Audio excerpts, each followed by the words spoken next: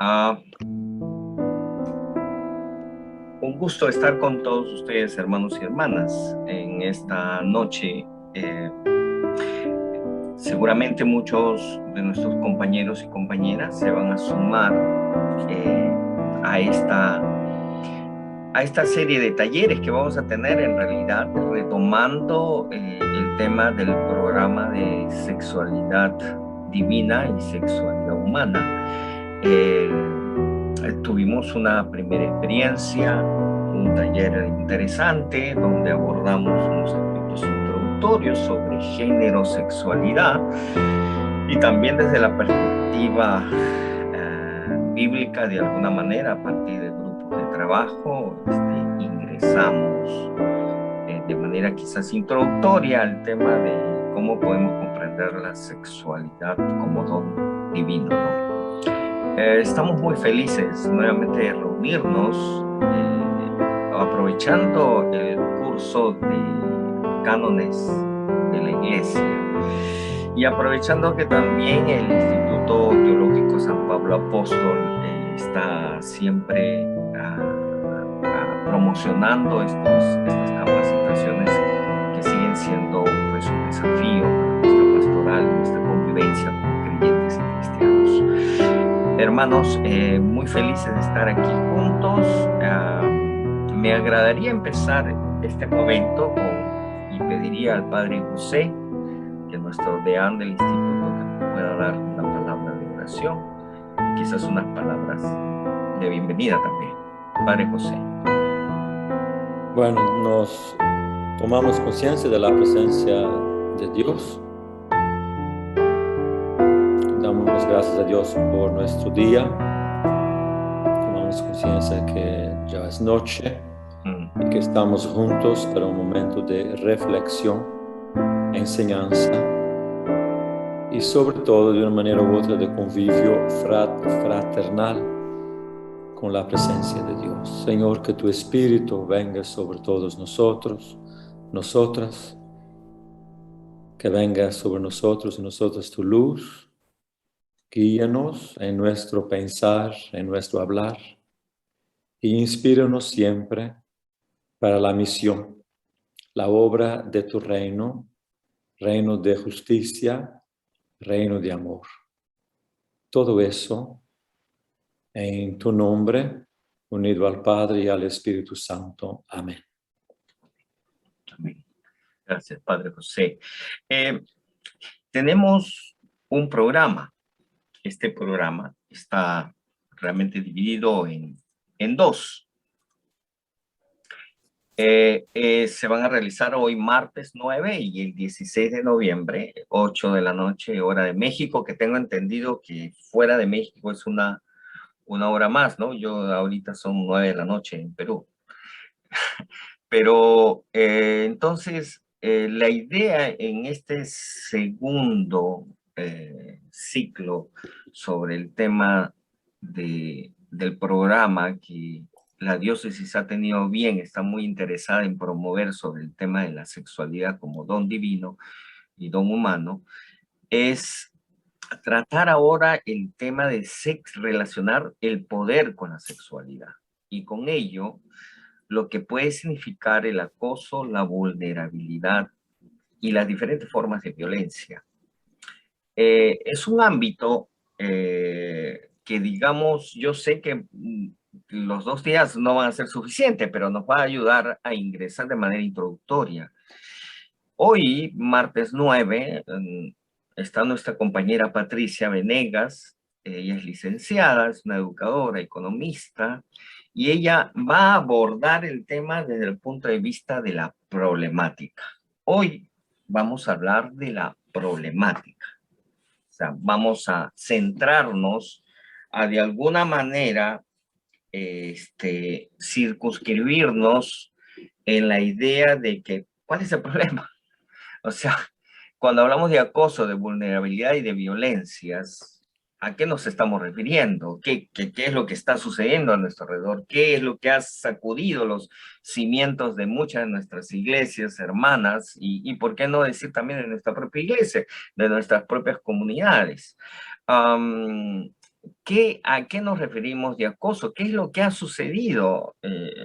De tal manera que ya no solamente ver la sexualidad desde el punto de vista de un don, también verlo como en la línea donde sumado al poder puede ser trágico, ¿no?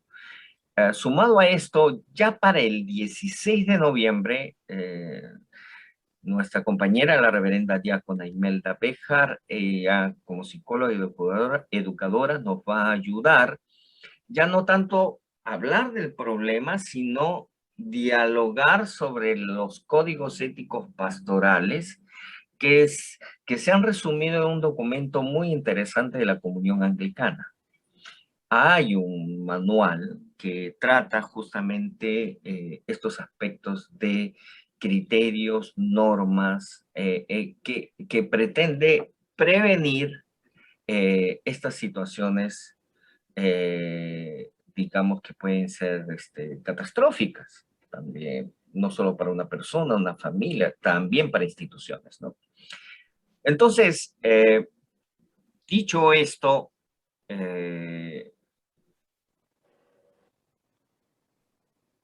me agradaría presentar a la licenciada Patricia Venegas. El entorno del diálogo está en un interesante libro de Bernardo Barranco sobre depredadores sagrados. Si algunos no lo tienen, yo lo he tratado digamos, de entregarlo vía WhatsApp al grupo. Y si alguno todavía no lo ha recibido, por favor se comunica conmigo, yo lo puedo mandar, está en PDF. Es interesante los datos que ahí se refieren. Entonces la compañera Patricia, la licenciada Patricia, que es economista, tiene una maestría en la educación, ha hecho estudios humanísticos, ha sido profesora, docente en la área de ciencias sociales y humanidades, es capacitadora de profesores, y tiene toda una tarea muy interesante de alfabetización en el penal femenil. Entonces es una compañera, una hermana de nuestra comunidad con mucha experiencia en estos ámbitos y que puede de alguna manera ayudarnos a ingresar al tema. Y yo quiero agradecer en principio a la hermana Patricia el de que nos ayude a introducirnos al tema. Dice en ese cuadrito, y lo puse a propósito, porque el cuadrito es la parte pequeña de una historieta. Esto a nivel de América Latina es, por si acaso, es es una historieta que habla mucho sobre violencia, feminicidios, derechos humanos, y siempre es una niña. Y esta niña dice, los únicos responsables de cualquier tipo de abuso son quienes lo ejercen y quienes lo encubren. Vaya. Entonces, con este pequeña introducción, vamos a pedir a la licenciada Patricia que nos ayude entonces a ingresar al tema. Permítame compartirles a ustedes la presentación.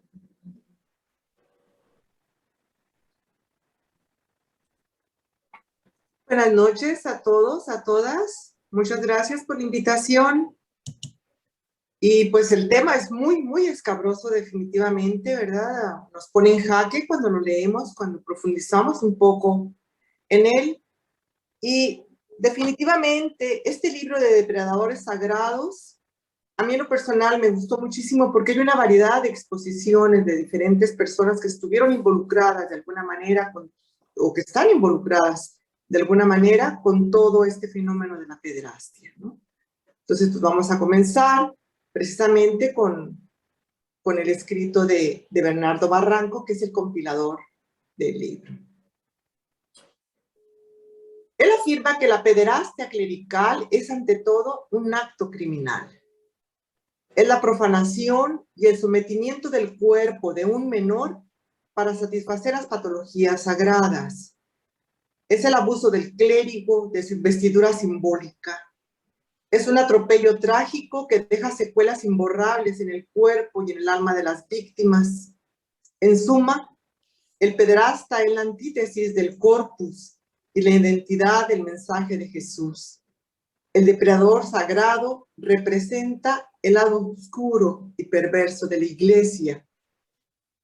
Y aquí al respecto quiero hacer un comentario de carácter familiar, que cuando yo leía esto, me quedó perfectamente claro qué es lo que sucedía con mi prima, ¿no? Mi prima fue violada por un sacerdote en El Paso, Texas, cuando tenía 16 años, y a la vuelta de un año perdió completamente la razón hasta la fecha. Jamás volvió a ser la que era antes. Entonces, el impacto de estas palabras para mí fue muy, muy profundo, ¿no? Dice, la psiquiatría moderna y las ciencias de la conducta definen el sexual de un menor como un asesinato psíquico que atenta contra su identidad, su potencial y transgrede su desarrollo. Las perversiones sexuales de los personajes públicos, incluidos los eclesiásticos, son resultado de las relaciones de poder que guardan los individuos con el establishment, entendiendo a este como la clase dirigente, es decir, el gobierno, los altos cargos de administración pública, la iglesia, las fuerzas armadas y a otras personas en puestos de influencia. En este caso yo diría también muchos de los que están dentro de los medios de comunicación.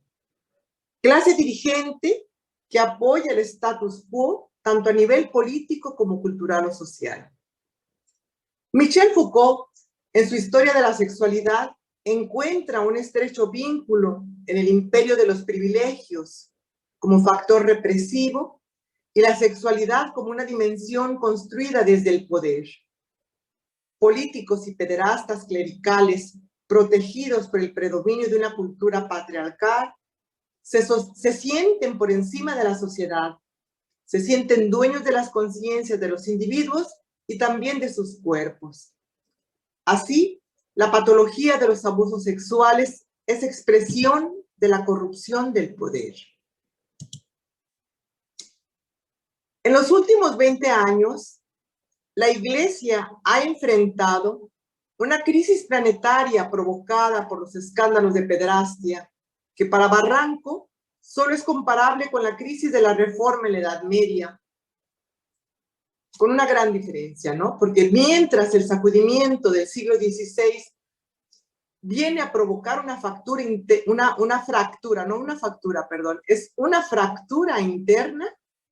¿verdad? Dentro de la Iglesia, la crisis actual del siglo XXI es la ruptura de la Iglesia con la sociedad moderna. Es decir, es toda una crisis civilizatoria. O sea, va mucho más allá de lo que puede estar dentro de las estructuras de la Iglesia misma. ¿Cuál es el resultado de todo esto?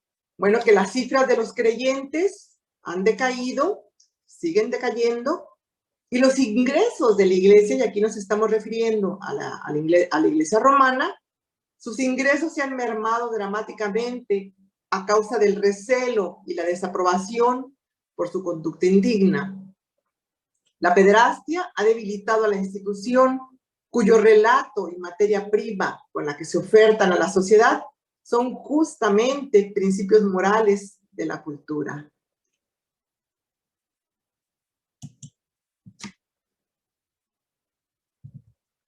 Antes de entrar bueno, sí, está bien. Bajo el pontificado de Juan Pablo II, la pederastia clerical se encubrió como parte de la política de Estado, cuya consigna fue la defensa de los clérigos agresores como mandato institucional.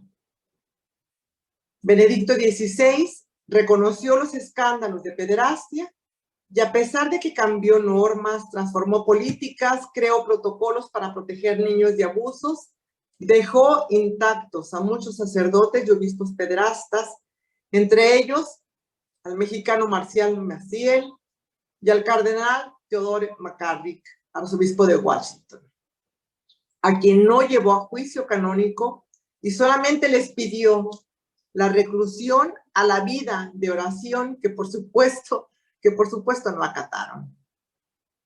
Macari alcanzó los escaños más altos en la jerarquía de la Iglesia Católica, a pesar de existir señalamientos de abuso sexual de menores y jóvenes seminaristas durante décadas. Su caso pone al descubierto una red de complicidades, errores y omisiones que involucran las más altas esferas del Vaticano en los últimos 3 pontificados. Es el reinado del clericalismo perverso que es capaz de alterar todo el sistema para sabotear los signos de advertencia y evitar, a toda costa, esclarecer los incidentes que emergen como señales de alerta. Estamos hablando de una cultura clerical de intereses y poder destinada a proteger a los funcionarios de alto rango que pasaron por alto normas eclesiásticas y civiles.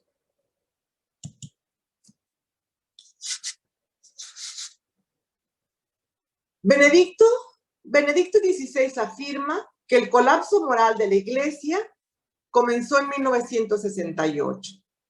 La revolución sexual se convirtió en libertad sin norma y la permisividad sexual de la sociedad secular contaminó el cuerpo eclesiástico. Por lo tanto, la Iglesia vive una profunda crisis de credibilidad porque ha sido infectada de la mundanidad secular sexualizada. La Iglesia se ha contagiado de una sociedad moderna que aspira a vivir sin Dios. No es culpa entonces de la Iglesia, no es culpa entonces de los clérigos, es culpa de la sociedad. Sin embargo, en Alemania hubo denuncias de abusos registrados desde 1950, en Irlanda desde 1940 y en el caso de Marcial Maciel se tenían documentos en el Vaticano desde 1943. Entonces, la pederastia clerical no fue provocada por la Revolución Cultural de 1968. El enfoque es entonces eclesiocentrista, carece de la versión de las víctimas, mostrando poca sensibilidad hacia ellas. Importa más la pertinencia de una iglesia en quiebra que el dolor causado a cientos de miles de niños indefensos frente al clericalismo abusador. Esta parte del escrito a mí me llamó en lo personal mucho la atención, porque durante muchos años yo me preguntaba por qué en el Tecnológico de Monterrey se había dado un movimiento de huelga para apoyar el movimiento estudiantil de 1968. Yo siempre decía, pero ¿cómo? En el TEC de Monterrey, la entraña misma del capitalismo, se pusieron en huelga los alumnos, y cuando le preguntaba a la gente de la institución, jamás me supo dar una respuesta. Leyendo ahora estos artículos, me doy cuenta de que en el Tecnológico de Monterrey había un grupo de jesuitas que daban las clases de humanidades, y claro que ellos tenían una relación muy estrecha con los alumnos y de alguna manera motivaron que hubiera este paro. Obviamente, todo se detuvo, ¿verdad?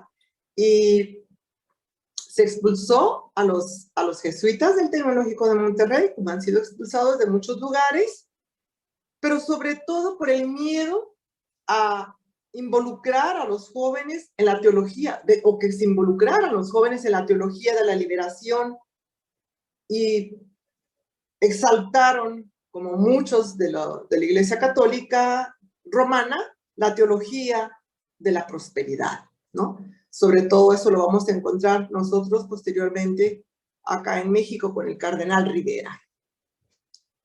Bueno, está en relación, ¿no? Y está en relación porque cuando se nos dice que ha habido la sociedad secular, sexualizada, no sé, todo eso, lo que influye o lo que provoca la crisis dentro de la Iglesia romana y que provoca que haya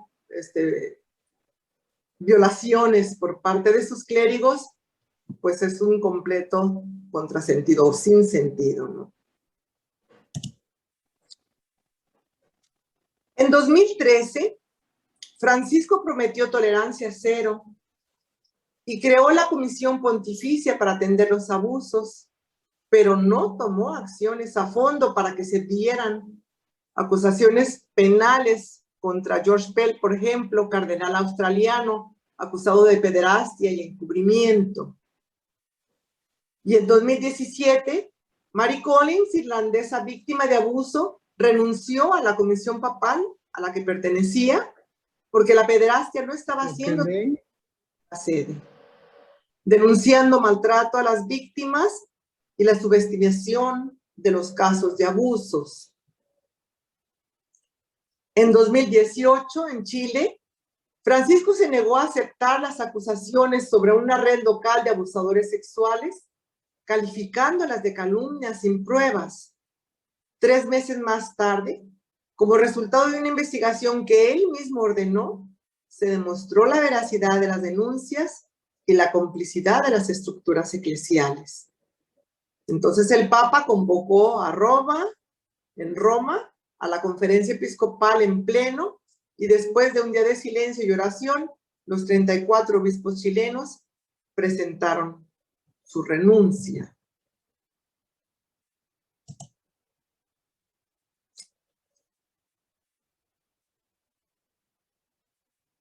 Dice José Luis Segovia Bernabé que hay que partir de que la vulnerabilidad no la tiene la víctima, sino que la provoca el agresor, a quien se otorga a priori un papel de prevalencia, una superioridad racional, un alto nivel moral, que es el ascendiente ético, y un inequívoco papel relacionado con lo sagrado, que sería el referente religioso.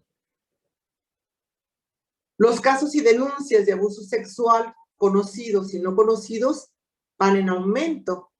Sin embargo, para muchos diáconos, sacerdotes, obispos y cardenales, la preocupación se centra en cuidar el buen nombre de la iglesia institución y optan por la protección de los clérigos pederastas.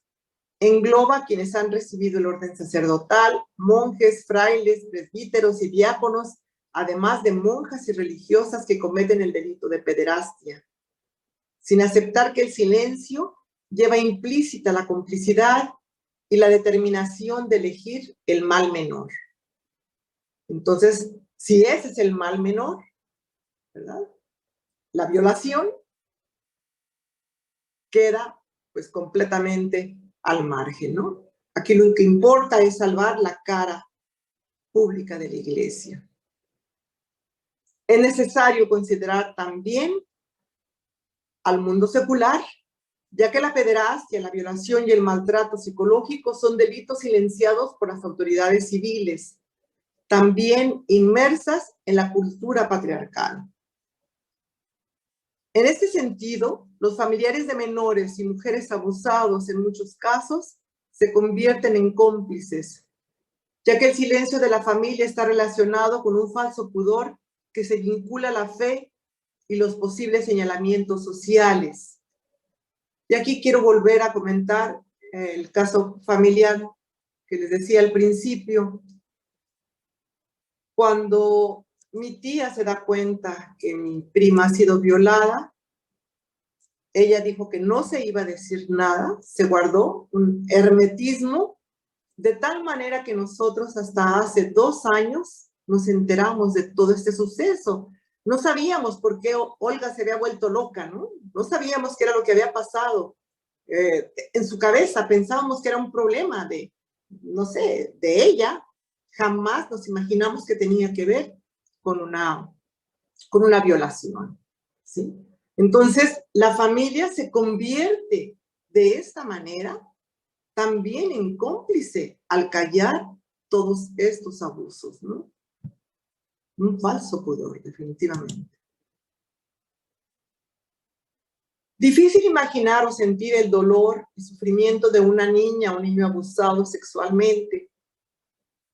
Si es posible asumir que todos los seres humanos, sin importar edad y condición social, somos vulnerables y víctimas potenciales de cualquier tipo de violencia.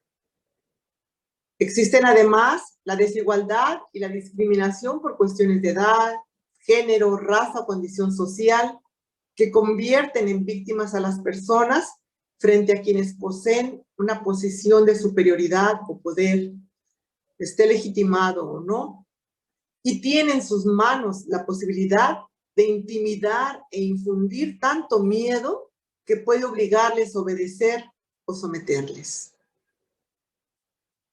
Ante una persona menor o mayor de edad que fue víctima de abuso sexual, que vive y sufre un cuerpo herido, usado y tratado como objeto, y que lucha por no llevar en la memoria esa experiencia que provoca odio, venganza y muerte, ¿qué podríamos decirle sobre el valor de la sexualidad humana y cómo podríamos acompañarla en el tránsito a recuperar el amor a sí misma? Esto es algo pues realmente complicado, ¿no? Tu cuerpo eres tú y tú eres un cuerpo desordenado, un cuerpo que no obedece, un cuerpo en manos de otro cuerpo que hace de él lo que quiere a voluntad. Al final te dejas llevar, no sientes nada, has entrado en el jardín de la apatía, nada importa. No importa ya lo que hagan con un cuerpo que no sientes propio. Entras en el jardín apático del silencio total. Tu cuerpo autista calla. Solo mucho después, muchísimo después, con el grito que te anuncia el despertar de una conciencia adormecida por golpes brutales, vuelve el dolor de otro modo. El dolor regresa como recuerdo de humillación de las vejaciones, del rebajamiento forzado de tu humanidad encarnada. Barsenay Melish, en el 2013.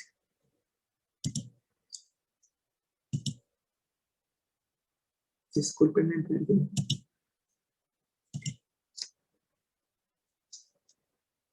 Católicos conservadores pretenden que los delitos sexuales cometidos por clérigos sean vistos como llagas que afectan la credibilidad de la Iglesia y que con oración, arrepentimiento, espíritu de verdadera conversión, amor, justicia y reparación pueden curarse. Y es evidente que dentro de la Iglesia existe un sinnúmero de personas que aún piensan que el silencio y el ocultamiento es lo mejor para la institución y no dudan en insinuar, pedir o exigir que las víctimas olviden y den vuelta a la página para evitar un mal mayor, insistiendo en perpetuar la cultura patriarcal, el orgullo de casta y una estructura vertical de poder que en los hechos no ha dado signos contundentes de condenar la pederastia de una manera terminante. En esta línea de pensamiento conservador se considera que el incremento de denuncias de pederastia se debe. Fíjense nada más aquí, qué interesante, ¿no? ¿Cuáles son las causas, verdad? O sea, ¿qué es lo que provoca la pederastia? Para ellos, en primer lugar, está la mal llamada ideología de género. Segundo lugar, la comunidad LGBT, bueno, aquí le pusieron todas las siglas del mundo, pero ya sabemos que es la comunidad LGTB, la cual es estigmatizada por considerar que los clérigos abusadores son homosexuales que fueron iniciados a la vida sexual por un homosexual. El tercer lugar, la hipersexualización fomentada por la revolución sexual gestada en la segunda mitad del siglo pasado, esto es a partir de 1968. En cuarto lugar, las feministas. En quinto lugar, la pérdida de sentido al sacramento del matrimonio, considerado como el único espacio para vivir la sexualidad libre de pecado. Entonces, todos son culpables, menos la institución. Y a final de cuentas, los victimarios serían víctimas de todos estos puntos que acabamos de mencionar. El total absurdo, ¿no? Perdón, esa parte la entendí de forma diferente. A ver, ¿sí? Por lo que se lee yo entiendo ahí que dice que incrementó las denuncias de pederastía o sea, gracias a la ideología de género. Entiendo que la comunidad LGBT también ha incentivado que se hagan ese tipo de denuncias. Entiendo que también los feministas han contribuido a que incrementen las denuncias de pederastía y la pérdida de sentido del sacramento del matrimonio. En fin, como sí, que en el texto se entiende como que han incrementado las denuncias, lo cual desde mi punto de vista es positivo, que haya denuncias de pederastía que hay, y yo lo entiendo gracias a, sin embargo entendí que lo expuso por culpa de. Sí. Entonces me gustaría ver cuál es finalmente la percepción. ¿No? Yo creo que son las dos cosas. Sería, por un lado, para nosotros, para mi forma de ver, lo positivo es que estos 5 puntos hayan permitido que la gente, ¿verdad?, haya tenido más denuncias, se haya atrevido más a denunciar, precisamente porque pertenecen a grupos o organizaciones en donde se sienten interiormente apoyados. Sin embargo, también tenemos que ver que para los clérigos todo esto es lo culpable de lo que está pasando. ¿Sí me explico? O sea, ya entendí. O sea, depende de la percepción del actor que lo ve. Claro, sí sería en los dos sentidos, ¿no? Muchas gracias, perdón. No, al contrario, gracias. Ahora, para Ruth Casas, la pederastia está relacionada con la moral sexual establecida durante los primeros siglos del cristianismo. Creo que ya habíamos hablado algo de esto en alguna de las clases.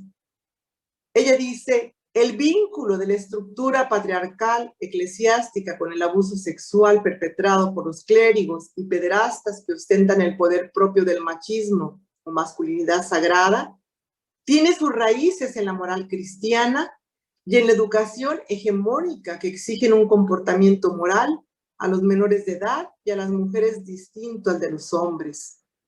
De ahí la permanencia de una doble moral que continúa legitimando el abuso de poder bajo el cobijo de una moral sexual desfasada que estuvo vigente durante los primeros siglos del cristianismo y continúa propiciando relaciones de desigualdad. Así, los clérigos son los vicarios de Dios, portavoces de su voluntad, y tienen poder sobre las almas y la conciencia de los creyentes, poder espiritual que se extiende al cuerpo de los menores, jóvenes, mujeres y adultos vulnerables, a quienes violentan sexualmente como una expresión más de su masculinidad sagrada. Actos que son silenciados bajo el argumento de que denunciar a un representante de Dios en la tierra es una traición a la sagrada institución. En los casos de clérigos que sostienen relaciones sexuales consensuadas con alguna mujer, son las mujeres las culpables. Ellas provocan e inducen al pecado, convirtiéndose en doblemente pecadoras, porque no solo seducen, sino que además sostienen relaciones sexuales fuera del sacramento del matrimonio y sin la intención de procrear. Entonces, de Eva en adelante, pues las mujeres son las que inducen a pecar, ¿no? Las teologías de los padres de la Iglesia, particularmente de San Agustín y Santo Tomás de Aquino, dieron gran parte de los fundamentos para la moral sexual de la Iglesia Católica Romana. Ellos desarrollaron su pensamiento basándose en la interpretación literal de los textos bíblicos. Llegaron a considerar que la renuncia al placer era el medio para purificar el espíritu y alcanzar una unión más perfecta con Dios. Desde entonces se consideró que las relaciones sexuales solo serían lícitas dentro del matrimonio y con el fin de procrear. Incluso Tomás de Aquino estipuló que aunque se cumpliera con esta norma, los casados debían confesar el acto sexual para poder recibir la comunión. La moral sexual y la teología del cuerpo, fundadas en las teologías clásicas, representan valores y normas sin significado para las víctimas, porque han sido en parte los medios con los cuales la Iglesia ha tratado de controlarlas y silenciarlas, protegiendo a sus agresores. La Iglesia se resiste, teme y censura los cambios que exigen un buen número de teólogos y laicos respecto a la teología del cuerpo, y sostiene y protege una masculinidad divina que desvirtúa la sexualidad y el placer cuando el poder se impone por encima de todo principio ético. Bueno, y aquí pues vamos a ver de manera muy general, pues un caso muy impresionante, ¿no? Que es el de Marcial Maciel, y nos lo presenta José Barba Martín. Él menciona que Maciel siempre pareció querer burlar los 3 juicios a los que se someten los actos humanos: el juicio divino, el juicio civil y el juicio filosófico o de la opinión pública. Los 2 primeros definitivamente los libró. El tercero, pues bueno, está en vías de irse dando todavía, de llevarse a cabo ese juicio, ¿no? Para Barba, la Iglesia es parte de una intricada trinidad, no solo pastoral y administrativa, sino también política. El simbiótico cuerpo, Iglesia, Santa Sede y Estado Vaticano. Maciel desde los años 40 realizó abusos sexuales. Sin embargo, el fundador de los Legionarios de Cristo fue sistemáticamente protegido por altos jerarcas de la Iglesia.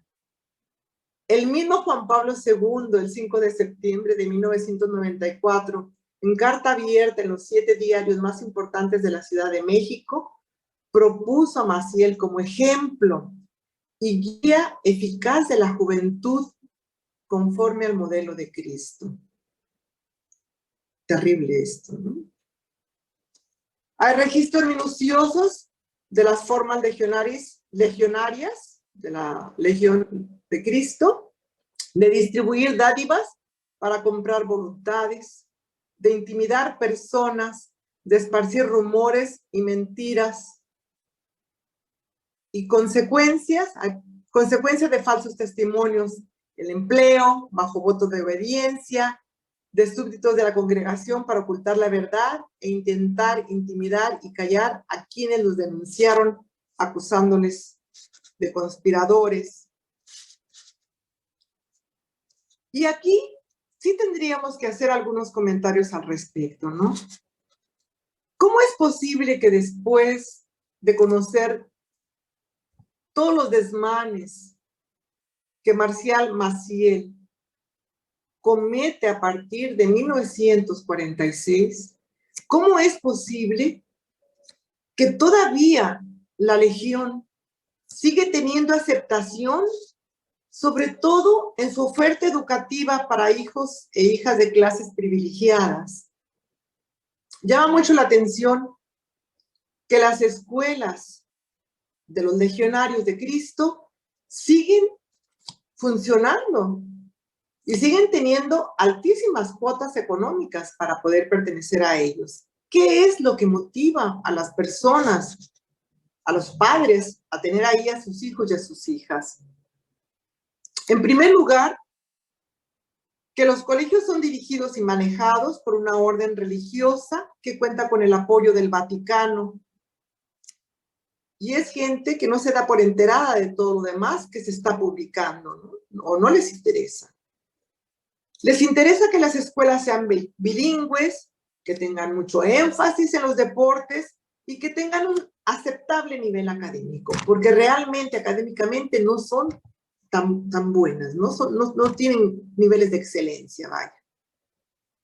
Pero aquí hay un interés muy particular, que es que los estudiantes y las estudiantes se relacionen con sus pares de forma conveniente. Es decir, van a las escuelas para seguir consolidando esa clase social alta a la que pertenecen y buscar de alguna manera que haya matrimonios entre ellos y se unan negocios, capitales y empresas, ¿verdad? Entonces, ellos no les interesa en lo más mínimo todo lo que se refiere a la problemática de la pederastia. Ellos lo que quieren es fortalecer los lazos de unión que hay entre su clase social. Ahora, las altas colegiaturas se van a una cuenta centralizada internacional donde el dinero ha sido empleado para sobornar a las altas autoridades vaticanas, quienes impiden que los delitos de los sacerdotes, o quienes impedían, y seguirán impidiéndolo, creo, sean conocidas y queden impunes. La Legión, por otro lado, enseña a las alumnas a ser buenas esposas, someterse a las expectativas y a la disciplina de sus esposos, de sus maridos, y por otro lado, a los varones les premia su liderazgo, siempre y cuando respeten, sin cuestionar ideologías con las que se rigen las propias empresas. Existe entonces toda una estrategia para adoctrinar e involucrar a los jóvenes, y no solamente para ser egresados de estas instituciones, sino para formar parte de la propia estructura de la Legión. Así van ampliando, o fueron ampliando, han ido ampliando sus áreas de influencia, tienen colaboradores dóciles y eficientes para sus fines. Ahora sí nos vamos a la siguiente, por favor.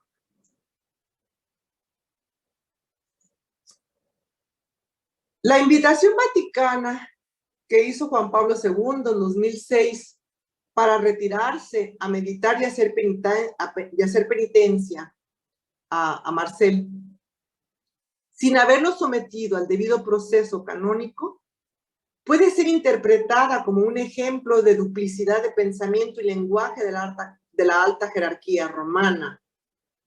Además, el documento del 19 de mayo de 2006 agradece con todo a los miembros de la Legión de Cristo por su meritoria labor, dejando intocada la institución, y afirma que a las ramas del árbol religioso, que el tronco al que hasta ese día estaban unidas hubo de ser cercenado por podrido, pero que no obstante se le agradece a ellas por sus buenos frutos.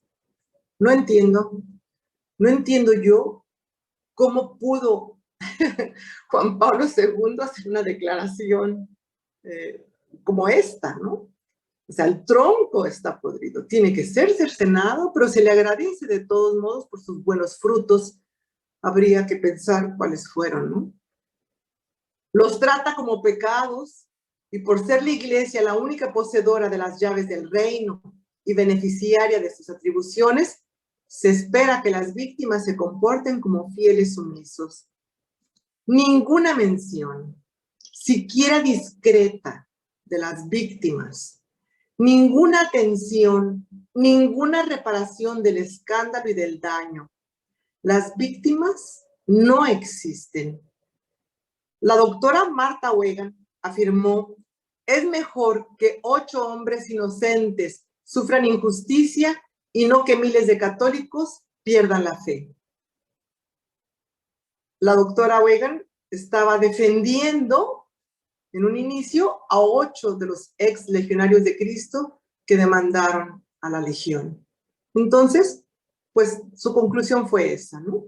Es mejor que 8 hombres inocentes sufran injusticia y no que miles de católicos pierdan la fe.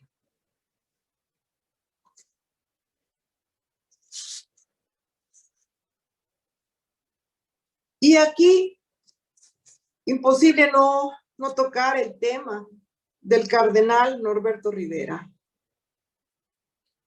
Él también sistemáticamente ignoró a las víctimas del acoso y abuso sexual por parte de los agentes pastorales bajo su responsabilidad.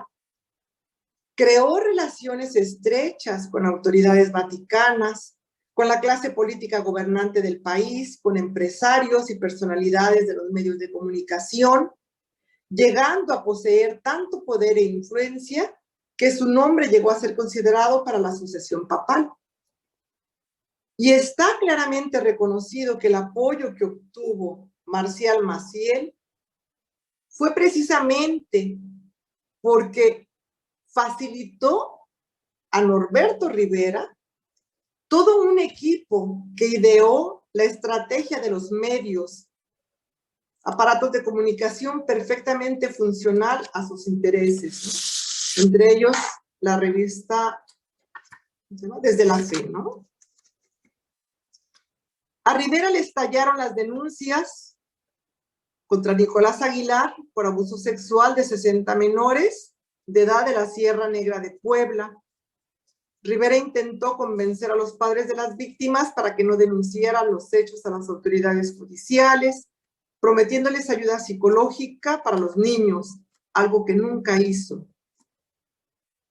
Y lo que hizo entonces Rivera fue enviar a Aguilar a Los Ángeles, California, sin advertir cuáles eran los motivos de su reubicación.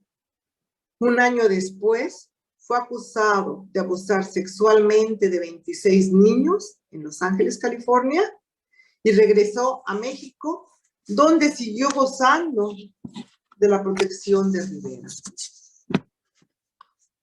En una entrevista grabada con el padre Pedro, un nombre ficticio, acerca de la violación de un niño por un sacerdote homosexual, Rivera le contestó: todo esto está grabado. Rivera le respondió: me preocupan más ustedes, los padres marxistas, que andan regando la teología de la liberación, que los padres homosexuales o pederastas. Con eso nos dice todo, ¿verdad?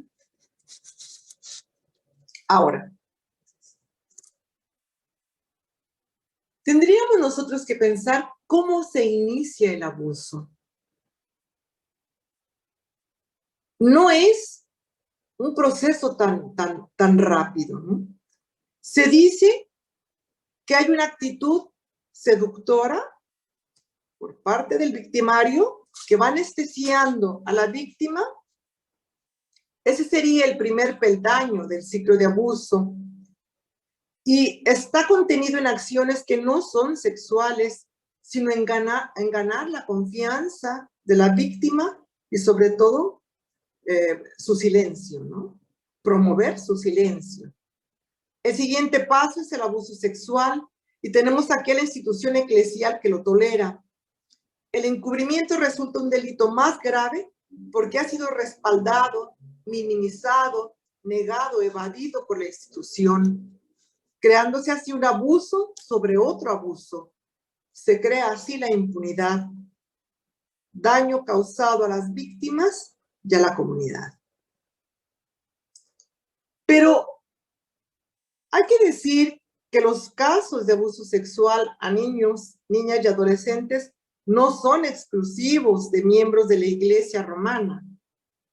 Por ejemplo, en Chile, de 2007 a 2019, se dictaron 25 condenas de pastores bajo acusaciones de abuso, violación, estupro y encubrimiento.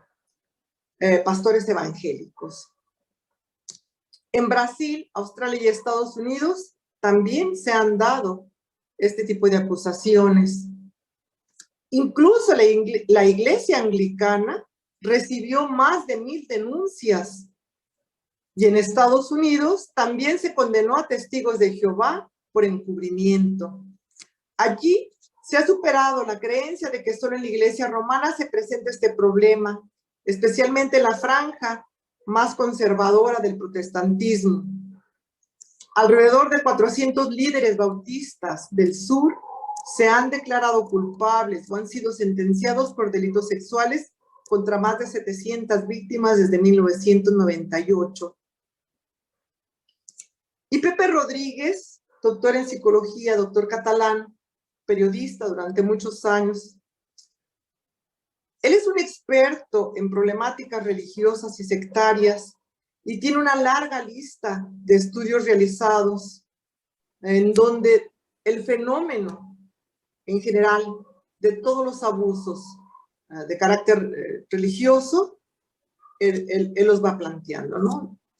Para empezar, yo diría leer el libro El poder de las sectas. Yo creo que a todos nos serviría mucho leer. ¿Sí? Por otro lado, Daniel Portillo Treviso afirma que México ocupa el primer lugar en este atroz delito, en el de violación a menores. En general, más de 5.4 millones de casos se reportan al año. Más de 5.4 millones de casos, donde 1 de cada 4 niñas y 1 de cada 6 niños son abusados. La mayoría en el contexto familiar. La tasa de violación de menores es de 1.764 por cada 100,000.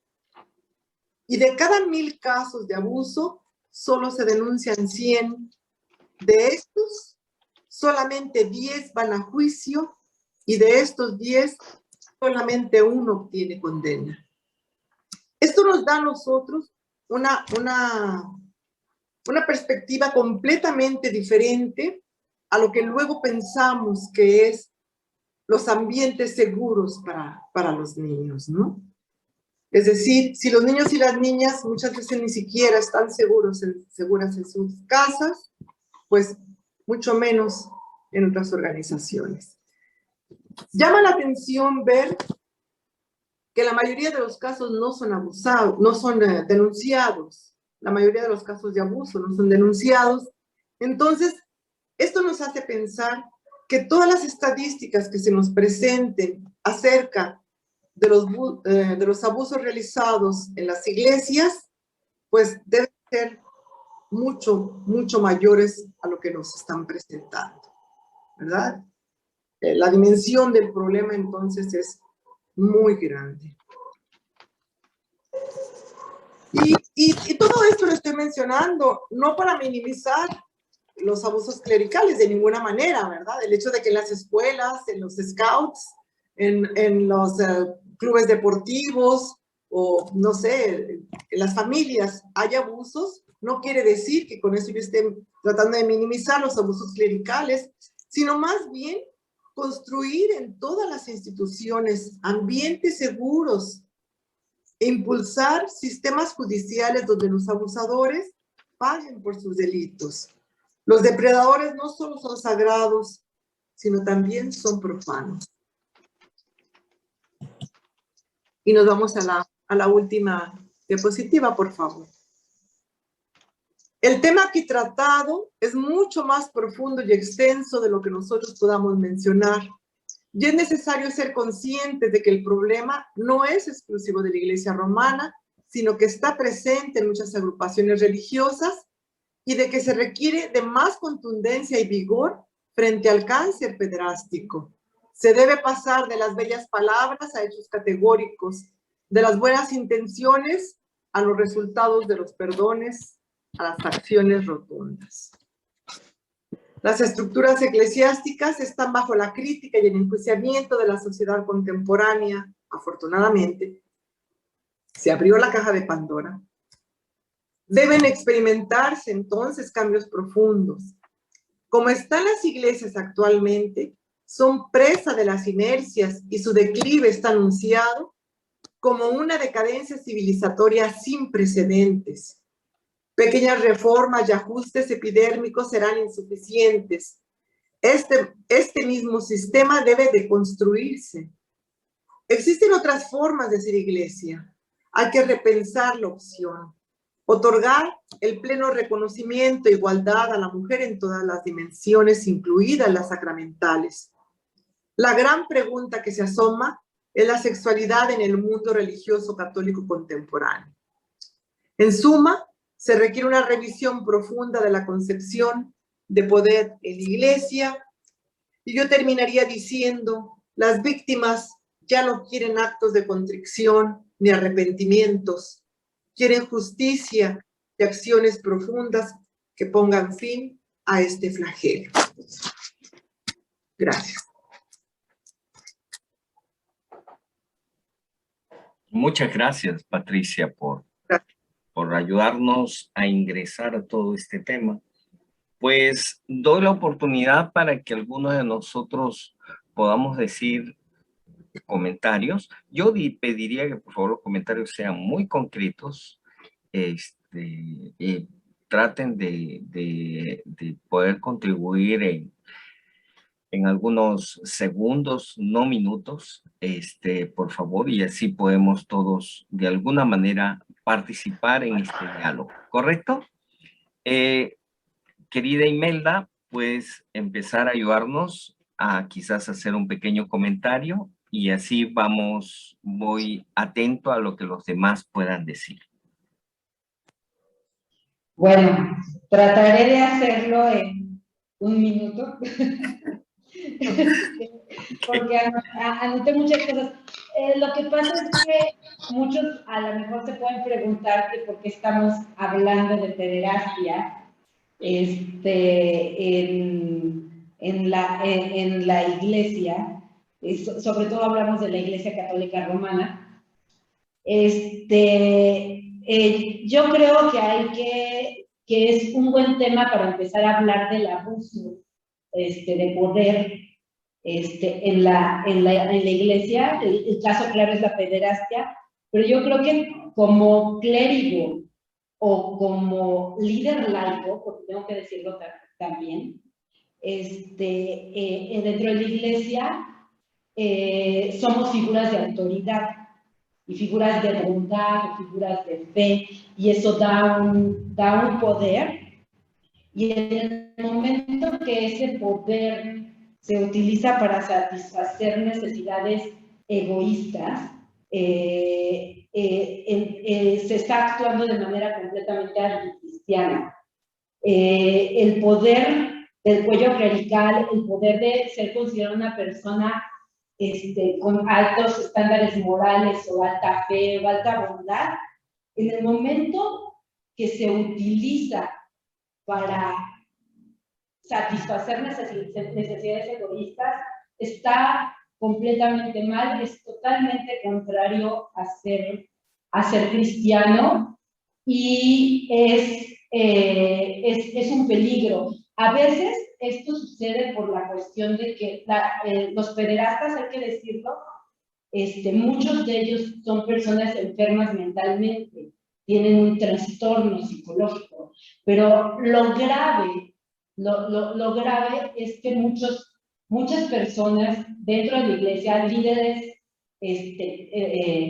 clérigos y líderes laicos, no tienen un problema mental, tienen un problema de abuso de poder, de que lo hacen porque pueden, porque tienen todo el terreno, tienen las oportunidades, tienen la capacidad de, con esta autoridad moral y esta imagen, poder callar gente. Y hay gente que a lo mejor no está metida en eso, líderes en la iglesia, pero que poco a poco se da cuenta de ese poder y empieza a usarlo para fines egoístas. Entonces, yo creo que no solo hay pederastia en la iglesia, también hay abuso de adolescentes, abuso de jóvenes, abuso de mujeres, abuso de hombres y abuso de ancianos, abuso sexual en sus diferentes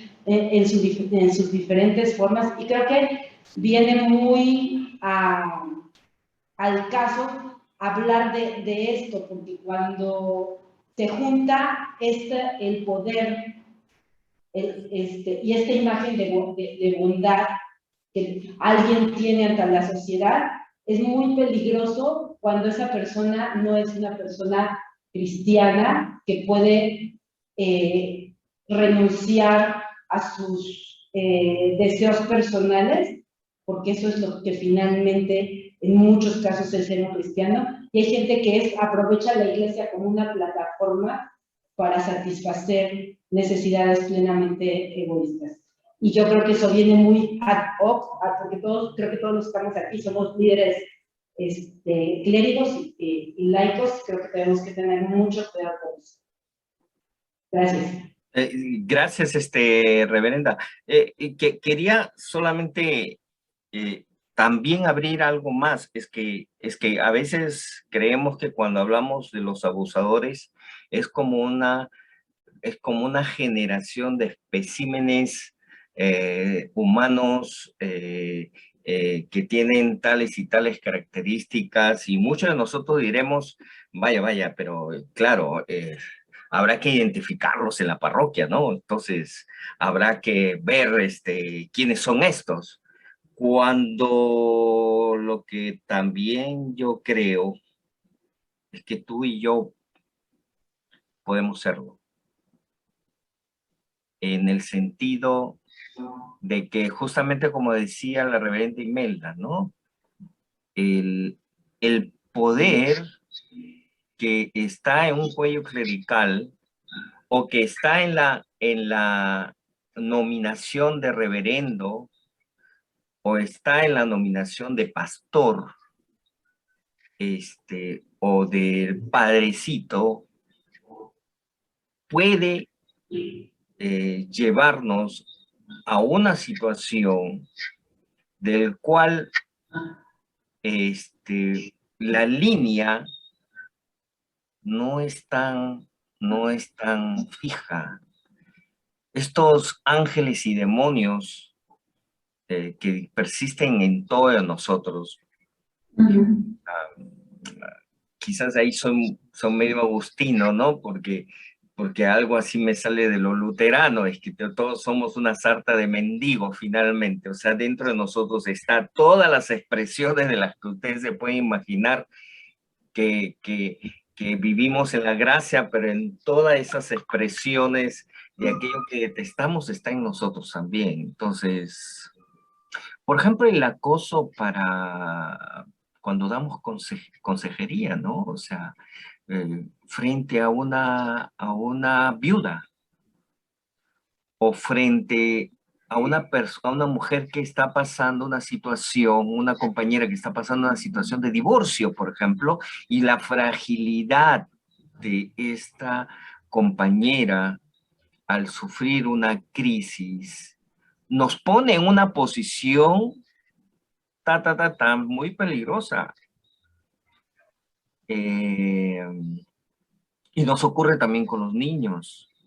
Con las adolescentes, he escuchado a veces la respuesta de algunos clérigos cuando decía, sí, pues, pero ella también quería lo mismo. Y yo era una chica adolescente de 13, 14 años llevando un curso. Entonces digo, todos comprendemos que los adolescentes están explorando su sexualidad de muchas formas, y nosotros sabemos esto.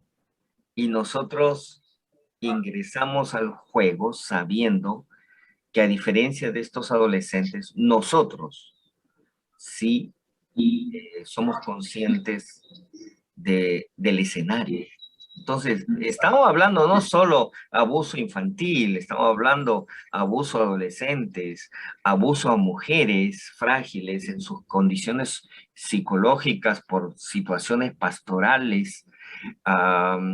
También tengo que hablar dentro de la comunidad LGBTI, personas gays que, por ejemplo, creen que tienen toda la fortaleza para poder acompañar a otro gay que está pasando una crisis emocional de pareja y terminan enredados en un grave problema.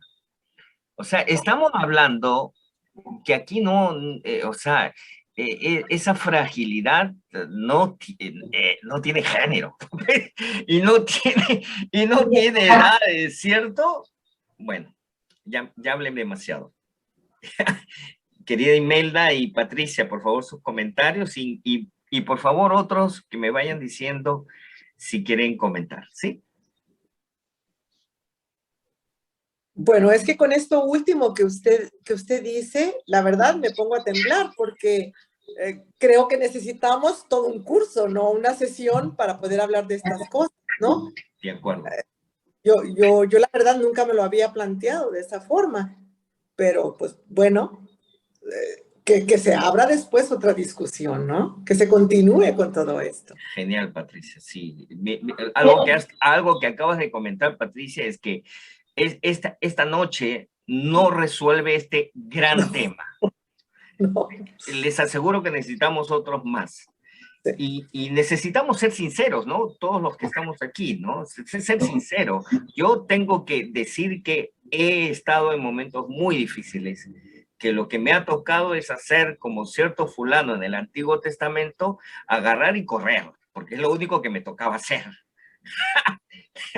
No, porque hay algunos que dicen, no, todo lo puedo en Cristo que me fortalece, sale el famoso texto bíblico, y no, te estás metido hasta las patas y te friegas, como decimos, pero es mejor tomar el caso de Josué, agarró sus cosas, dijo, acá la esposa de Potifar está metida en mi cuarto, me voy corriendo, salgo por la ventana, y yo supongo que a algunos nos ha pasado lo mismo, y lo digo yo en campamentos con jóvenes, con chicas, que ven al clérigo el modelo de padre que no tuvo, el novio que quisiera tener, o el ídolo, el héroe de su corazón.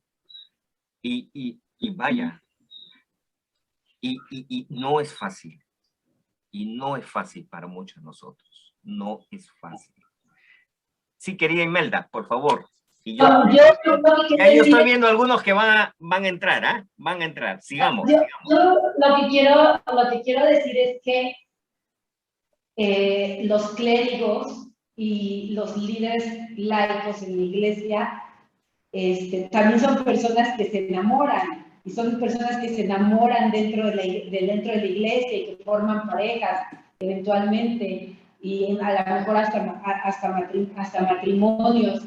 Pero yo creo que hay que distinguir cuando es una relación sana, y además tiene muchas reglas dentro de la iglesia, ya lo veremos la próxima sesión, y de cuando alguien ya está, un líder en la iglesia, se está relacionando con alguien por poder, porque ya se dio cuenta de un poder que tiene, porque le satisface, porque es una cuestión egoísta. Y yo creo que es muy importante que como clérigos revisemos nuestras necesidades constantemente.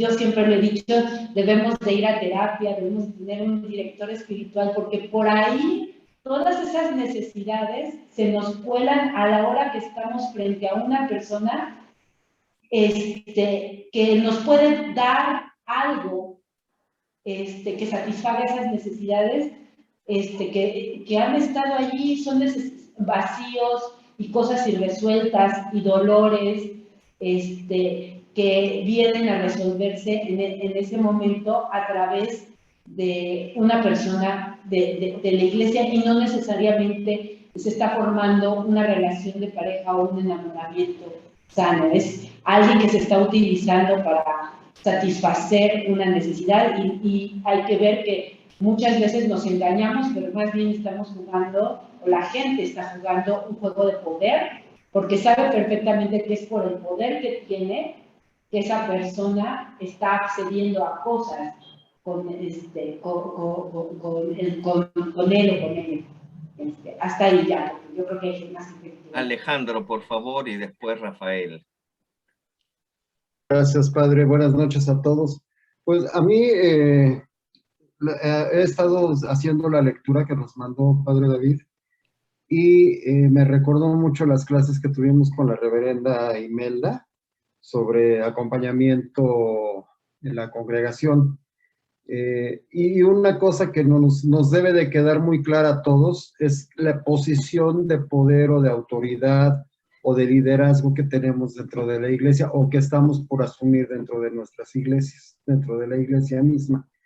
¿Por qué? Porque es muy fácil, como usted lo acaba de mencionar, relacionarse de alguna forma inadecuada, inapropiada, y no podemos nosotros dejar de lado, de perder de vista la posición en la que estamos. Vamos o somos líderes o ya son líderes de alguna congregación, de alguna comunidad, y es muy importante que esa imagen que se tiene de buena, si se puede decir así, de la iglesia en general, cuando la gente no conoce todos estos, pues sigue teniendo confianza en el clero, pero cuando la gente tiene eso, estigmatiza a todos. Entonces, demostrar que tenemos los principios morales y estamos bien de nuestras facultades mentales en ese sentido, porque como lo decía la reverenda Imelda hace rato y mencionó también el padre David, el padre José en un comentario, no solo es el perfil psicológico, sino que también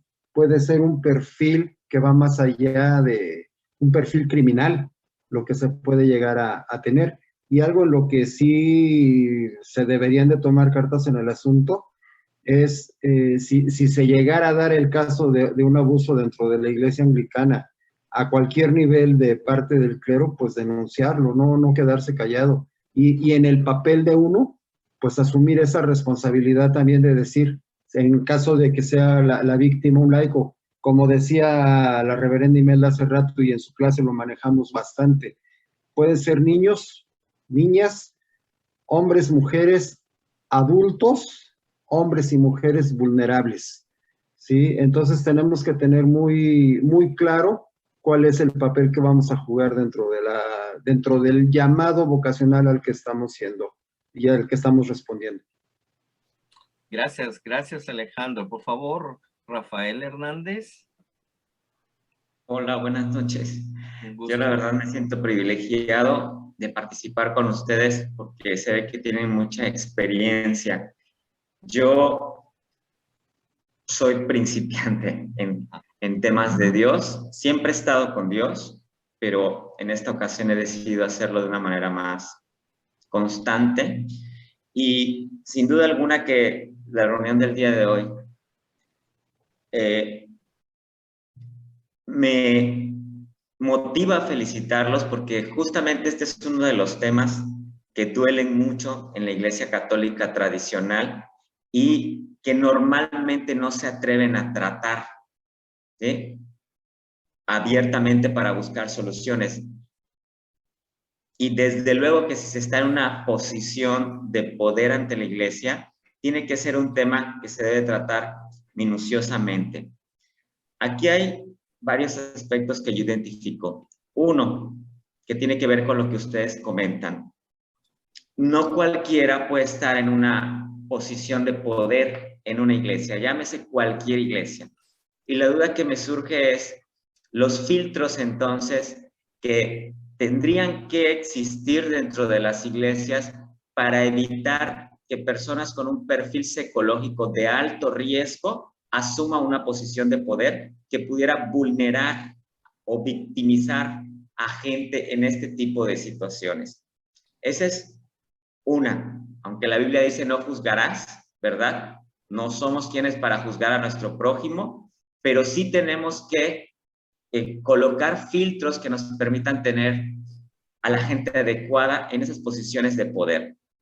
La segunda situación que yo mismo me he enfrentado en la vida, porque estoy convencido que Dios tiene misión en mi vida y me ha mandado gente para que yo le aconseje, o yo así lo he sentido en mi corazón, de forma inesperada, gente que no conozco se me acerca y con una necesidad de Dios. Y yo busco en mi cerebro respecto al tema, respecto al versículo de la Biblia e intento fortalecer a la persona y sacarla de la crisis en la que está. Sin embargo, en este pequeño caminito, yo les decía a una amiga que soy como que padre callejero o pastor callejero, porque justo en la calle se me acerca la gente. Son de las cosas maravillosas de Dios. Una de las cosas que yo mismo me he dado cuenta es que no somos todólogos, ¿sí? Habrá cierto tipo de problemática que requiere una especialización para cierto tipo de consejo. Yo me torturaba buscando respecto al tema y la cuestión psicológica y la cuestión legal y esto y lo otro, pero concluí que finalmente Dios acerca a mí la gente adecuada, que puedo dar un consejo, y cuando ya de plano no sé, a pesar de la oración, pido mucha influencia del Espíritu Santo. La gente me está contando y yo en mi cerebro estoy Espíritu Santo, ¿sí? Fundamento bíblicamente lo que les puedo compartir.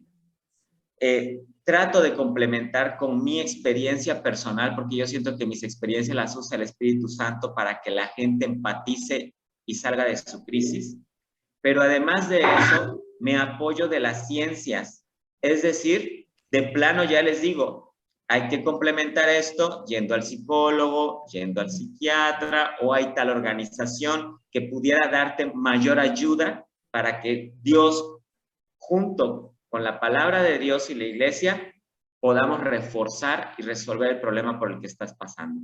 Entonces, siento que es vital el apoyo de los especialistas, psicólogos o psiquiatras, lo que aplique en personas que han padecido cierta vulnerabilidad en estos aspectos, ¿no? Muchas gracias.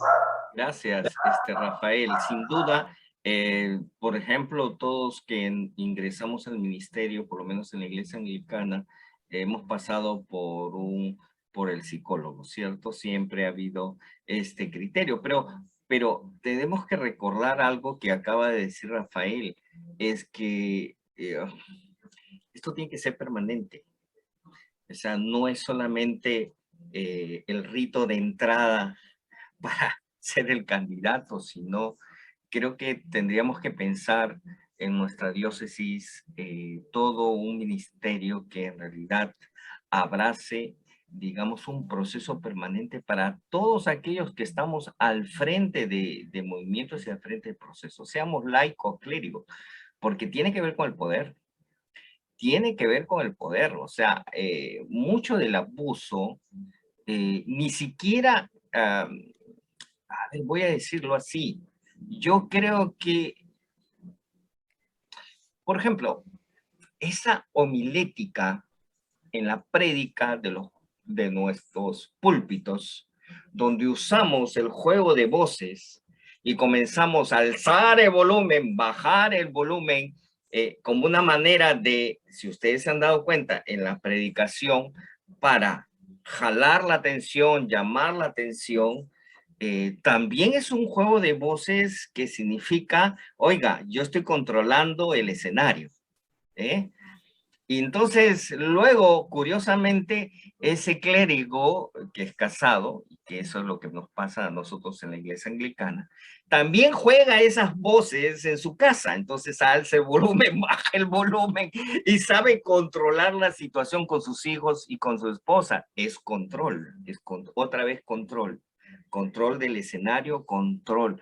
Y quizás tenemos que preguntarnos, ¿hasta dónde hemos llegado con ese control que me hace potencialmente una persona que podría abusar en la espiritualidad, ¿no? No encontrarnos en una espiritualidad horizontal, sino esa verticalidad que puede promover situaciones bien engorrosas. Porque pastores y clérigos que he escuchado y han pasado situaciones bien complicadas. Han sido porque han pasado esa línea y luego no sé, es que uno de ellos me dijo a mí, no se dio cuenta. O sea, el caldo de cultivo, las situaciones se estaban dando de que él no se dio cuenta y hecho el detalle, tenía que asumir la responsabilidad y fue, por cierto, excluido del ministerio. ¿No se dio cuenta? ¿No nos damos cuenta? ¿Dónde está esa línea, no? Porque aquí no es un asunto solamente de la Iglesia Católica Romana, tiene que ver con muchos de nosotros. Padre José, a ver, por favor, sus palabras. A ver. Bueno, primeramente para dar las gracias a todos y a todas, y sobre todo a la licenciada Patricia Venegas, y también a la diácona Imelda. Pienso que uno de los errores de la Iglesia Católica Romana en el inicio fue pensar exactamente lo que la diácona Imelda habló, que eso es una cuestión de algunos clérigos egoístas, que simplemente que querían satisfacer sus deseos carnales egoístas. Y solo ahora que nos estamos a dar cuenta que realmente eso es una patología sistémica, está en el sistema en sí. Está en el sistema que tiene que haber con nuestra ideología de civilización. Y yo explico que es la ideología de la conquista con el patriarcado. La ideología de la conquista permite la conquista mismo de espacios, de mentes, de cuerpos y de sueños. Y es fundada en el varón como dueño de los demás, dueño de los espacios de los demás, dueño de los cuerpos de los demás, sobre todo de los menores de edad y lógicamente también de la propia mujer. Allá que está el problema. Es un problema de sistema, es un problema que realmente será muy difícil cambiar, extremadamente difícil, porque implica un cambio de paradigma, implica un cambio de paradigma. Y estamos en busca de este otro paradigma, ¿no? Que no sea el de la conquista. Ahora, cuando hablamos de abuso de poder, estamos hablando también de otros tipos de abuso.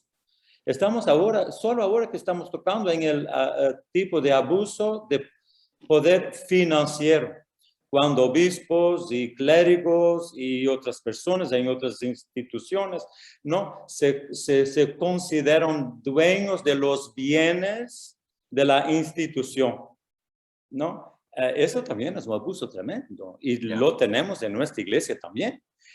Y porque son instituciones que inspiran confianza, entonces tenemos toda una red de cómplices que no vamos a hablar porque confiamos, ¿no? Y tenemos lo que nosotros vemos.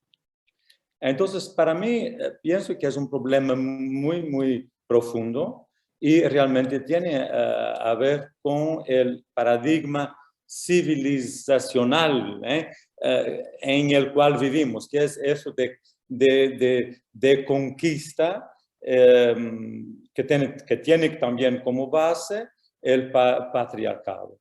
Hay que mirar a todo eso y hay que crear también sistemas que pueden checar, que pueden estar allá para ver que eso realmente no acontece de ninguna manera.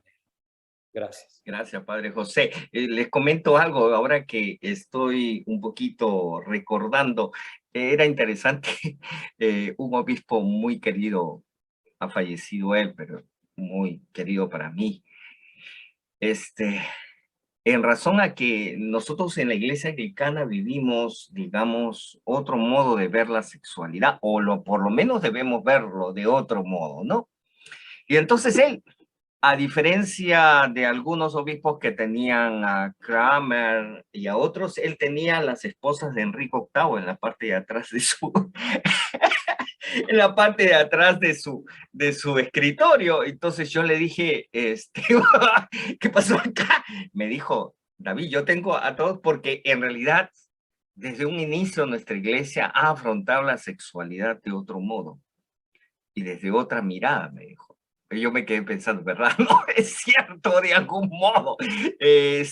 Lo que quiero decir es que hay caminos en la iglesia anglicana mucho más dúctiles, mucho más prácticos, y eso es cierto. Pero por otro lado, como dice muy bien el Padre José, aunque pudiéramos tener la estructura magnífica o sinodal o las formas que nosotros quisiéramos tener, miren, presbiterianos, bautistas, congregacionalistas, episcopales, quienes hayamos tenido la estructura que tengamos, finalmente el problema tiene que ver con el sistema que nos rodea.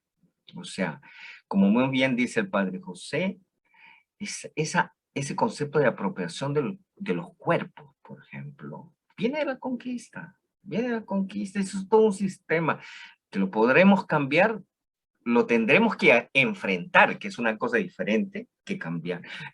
No va a cambiar, o sea, eso va a vivir con nosotros, pero sí tenemos que enfrentarlo. Y lo digo por un asunto más. Eso fue interesante para mí, por ejemplo, que vengo de una vertiente luterana, que entre luteranos y calvinistas hubo una gran diferencia, porque Calvino pretendía hablar siempre de las tres marcas de la iglesia, es decir, hablaba de los sacramentos, donde hay sacramento está la iglesia, donde se habla la palabra de Dios ahí está la iglesia, y hablaba donde existe la disciplina eclesiástica está la iglesia.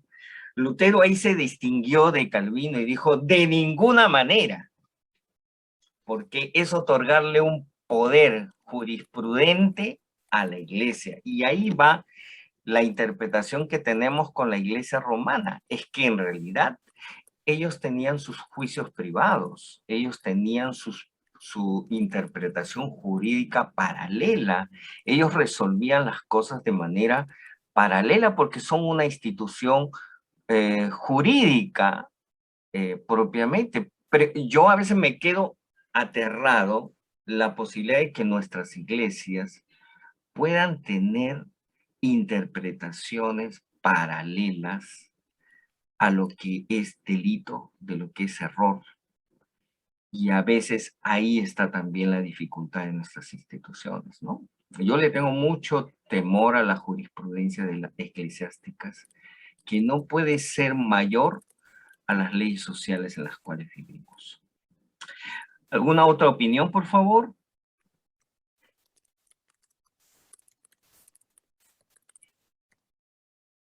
¿Fernando?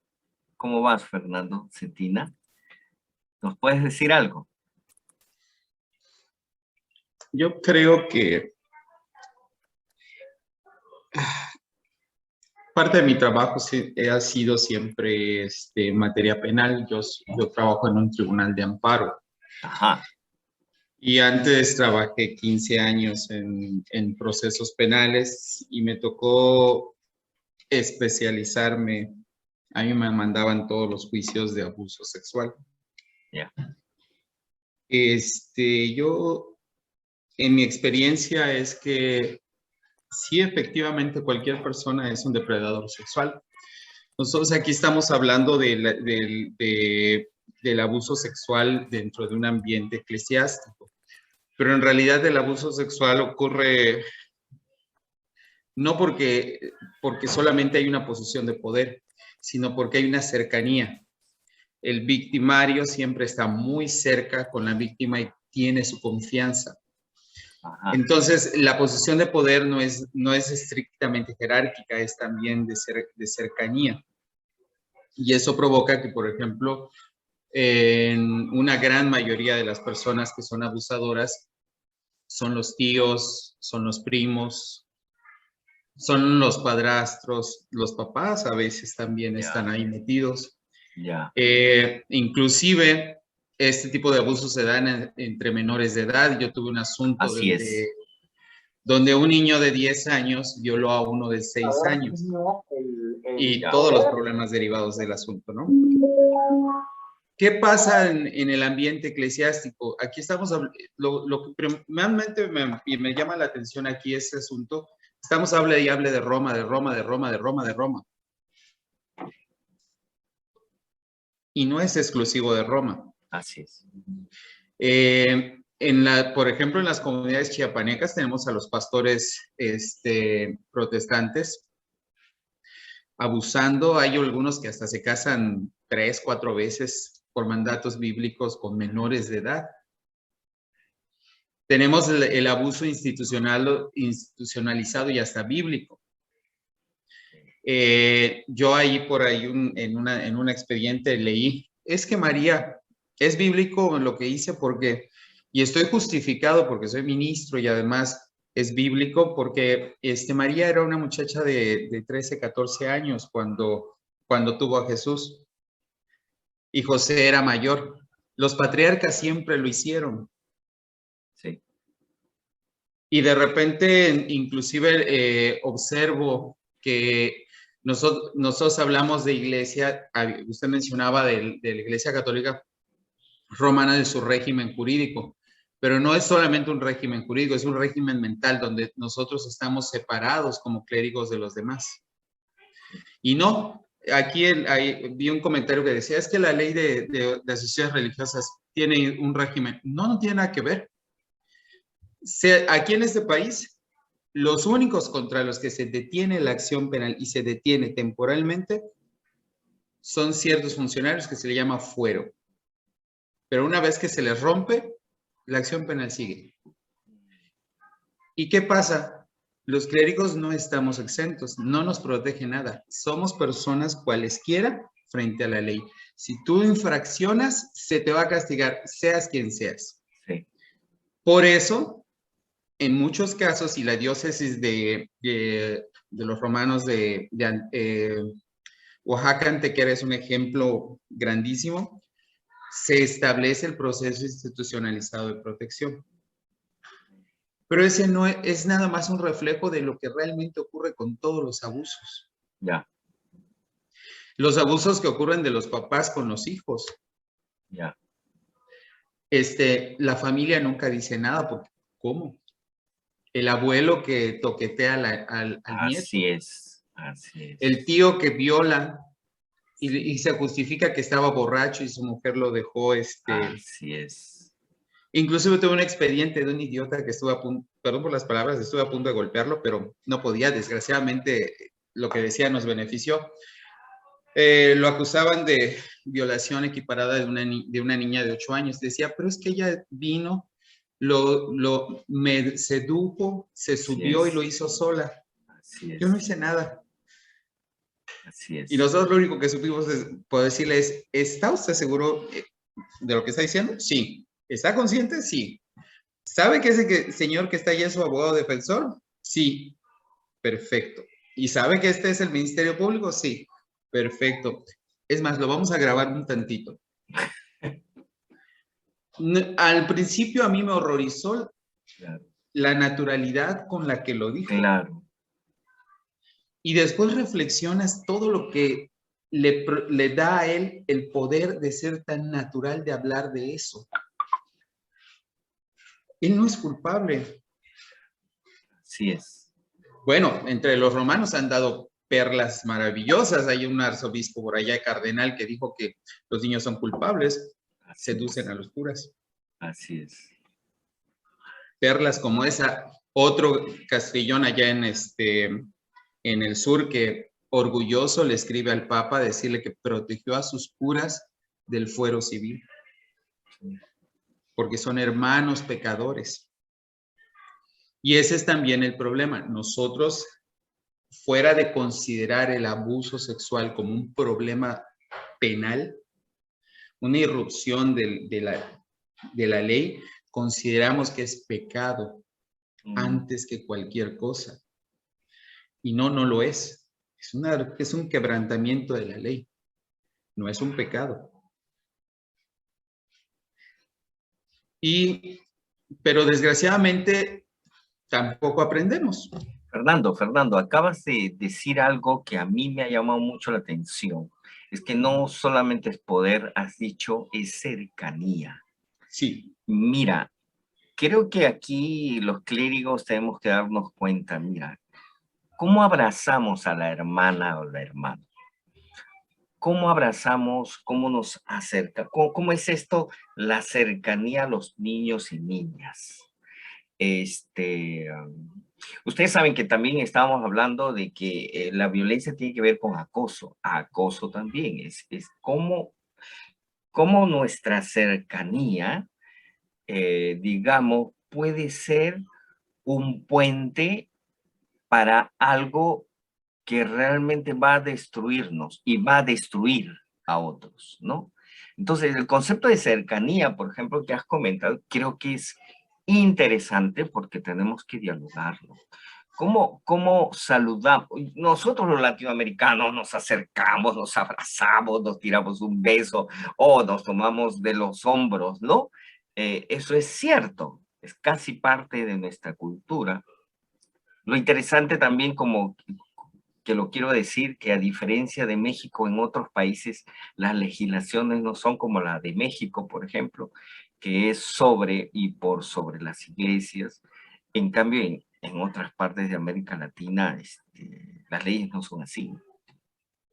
Las leyes no son así, se naturalizan procesos, ¿no?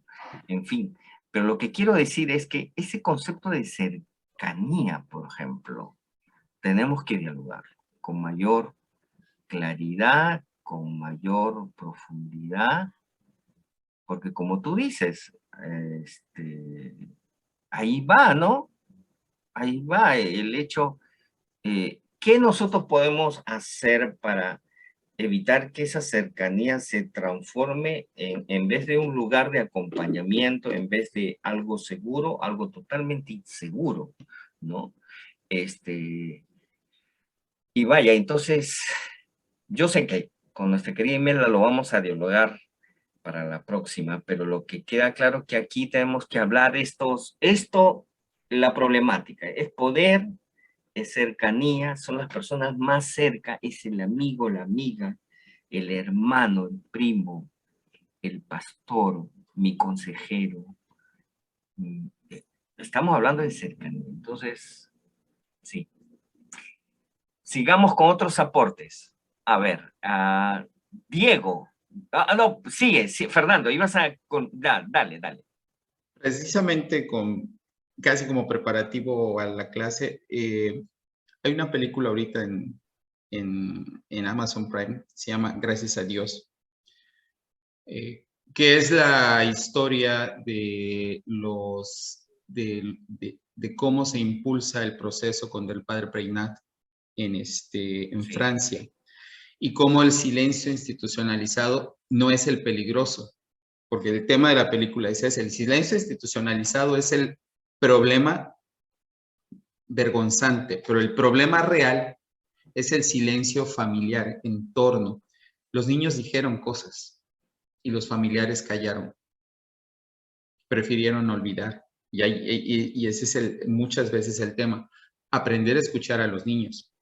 Porque además, entre los abusos sexuales, yo al menos en mis juicios detectaba y trataba de eliminar esa variable, existe una especie de contagio.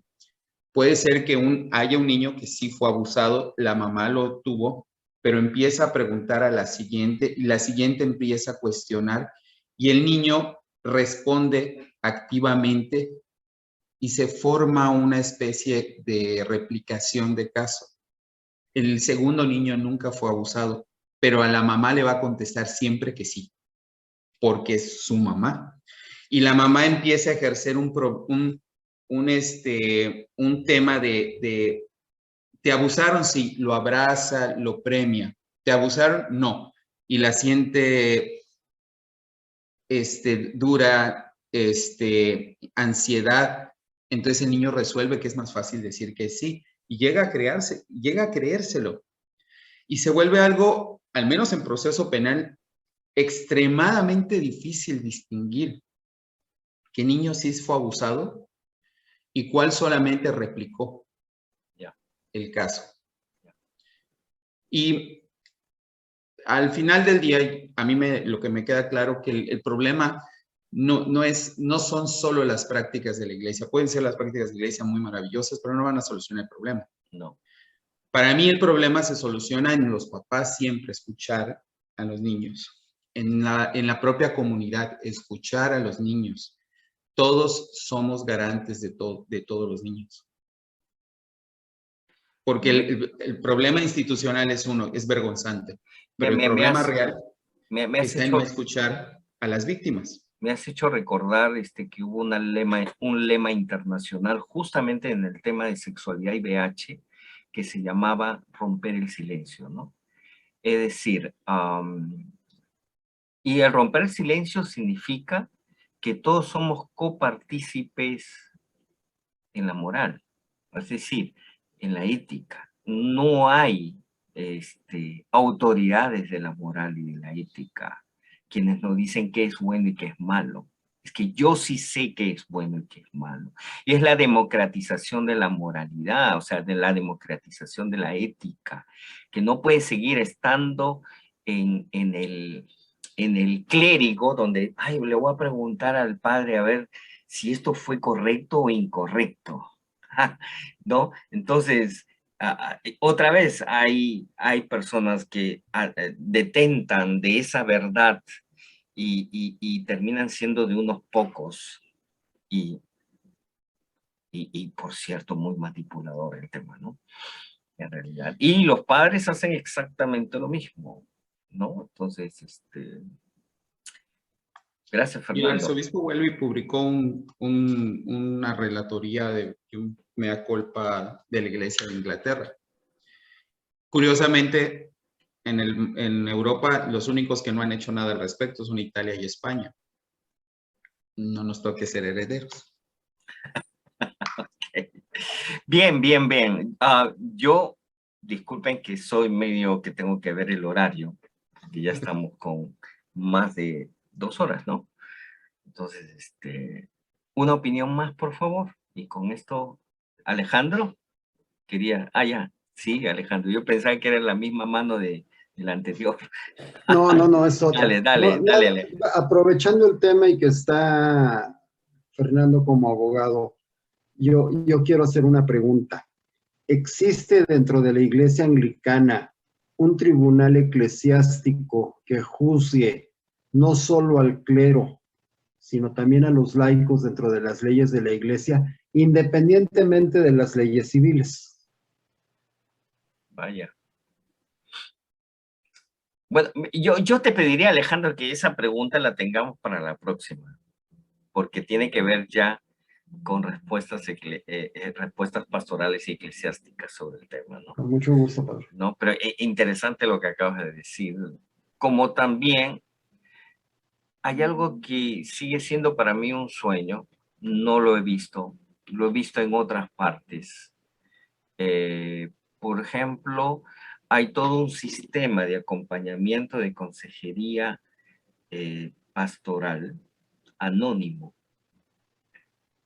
que acompaña a todos y todas indistintamente a la iglesia que pertenezcas.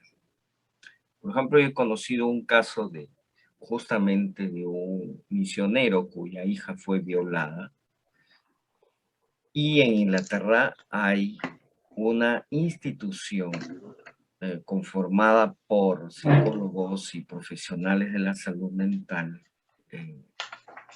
ecuménico que acompaña estos procesos y acompañó a esta persona que era misionera y acompañó a su familia y acompañó todo este proceso.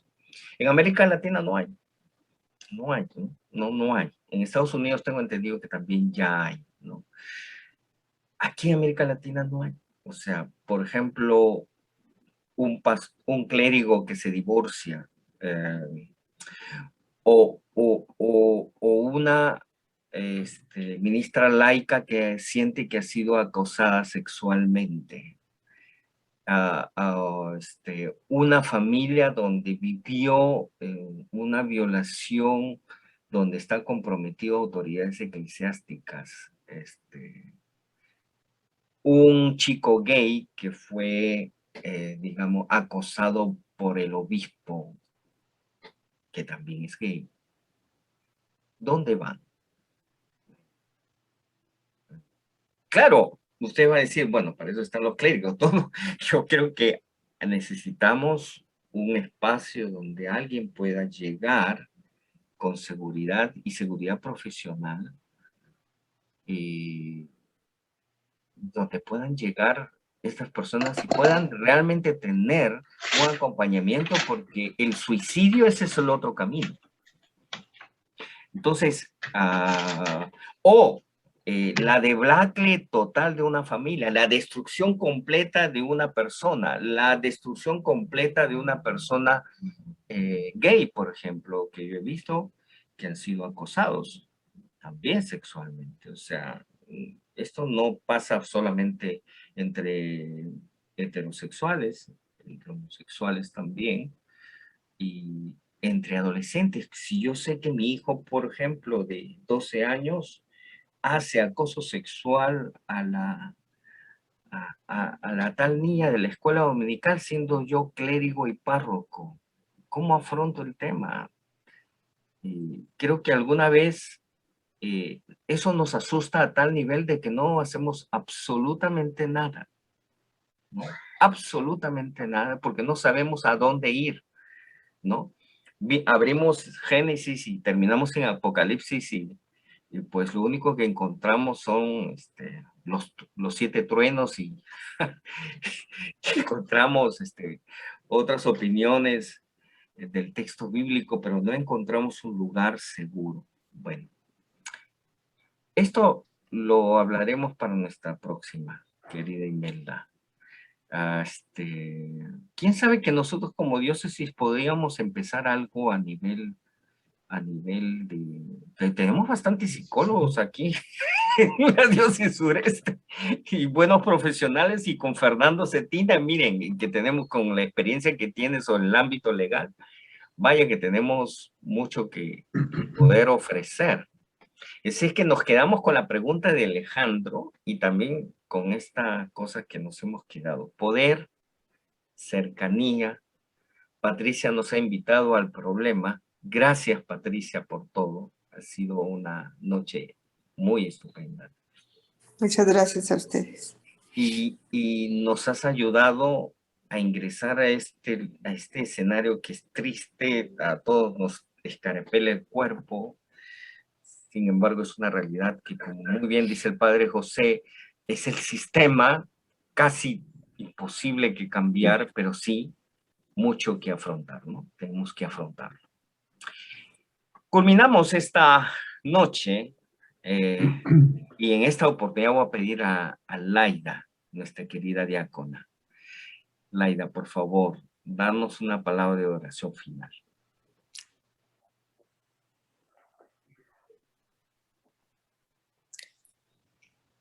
¿Tiene el teléfono apagado? Perdón. Sí, okay. Ahora sí. Gracias, Pati. Sí. Señor, te damos gracias por esta noche, donde experimentamos esa enseñanza de la sexología, Señor. Gracias por tu experiencia, por darnos esa sabiduría. En el nombre de Jesús, te damos gracias por todas estas personas que nos dan estas enseñanzas, Señor. Te alabamos y te bendecimos. Gracias, Espíritu Santo, por venir a cada uno de nosotros y por darnos esa fortaleza, esa espiritualidad. Amén. Amén. Amén. Amén. Gracias, querida Laida. Gracias a cada uno de ustedes por participar en esta noche. Y nos estamos viendo el próximo martes, por favor. Y seguir con este diálogo que ha sido muy interesante. Nuevamente, Patricia, gracias. Estamos muy felices de que nos has brindado un interesante tema. Gracias a todos ustedes. Nos estamos viendo. Buenas noches, muchas gracias a ustedes. Nos vemos. Buenas noches Hasta a luego. todos. Buenas Hasta noches. mañana. Hasta luego. Mañana, Padre David.